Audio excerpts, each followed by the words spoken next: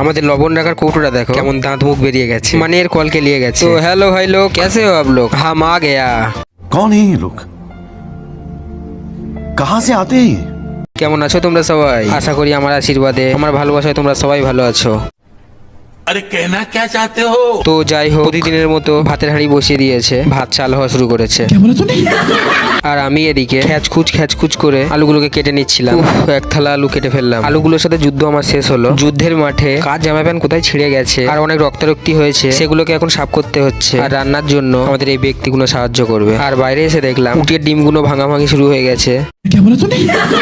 আর রিপন দা দেখো কত জোরে হাতুড়ি চালাচ্ছে, আস্তে চালা উল্টে যাবে, খোলাগুলো এক গাদা হয়ে গেছে। রিপন দা উথাল পাতাল করতে করতে ডিমগুলোকে ভেজে ফেলেছে। আর এদিকে আমাদের ডালটা হয়েছিল। শুনেছি পেঁয়াজ নাকি লোককে খুব কাঁদায়, পেঁয়াজ আজকে জব্দ, পেঁয়াজকে আজকে আমরা কাঁদাবো। কড়াতে দেওয়ার সঙ্গে সঙ্গে চেঁচু করে কেঁদে উঠেছে। এখন যাচ্ছে কড়ার মধ্যে আলু পেঁয়াজের লটর বটর। আলুগুলো অনেকটা মোটা মোটা করে কাটা হয়েছিল, সেই কারণে 5টা সিটি দিয়ে ঢাকা দেওয়া হলো। 5টা সিটিতে ফাইনালি আলুগুলো সিদ্ধ হলো। তারপর ভেজে রাখা উটের ডিমগুলো মাঠে নেমে পড়লো। এখন খেলা চলছে, তোমরা দেখতে থাকো। এরকম ভিডিও দেখার জন্য চ্যানেলটাকে সাবস্ক্রাইব করতে হবে, আর সাবস্ক্রাইব না করলে পরের খেলাগুলো মিস হয়ে যাবে, দেখতে পাবে না। তো চলো দেখা হচ্ছে কালকের ভিডিওতে, বাই।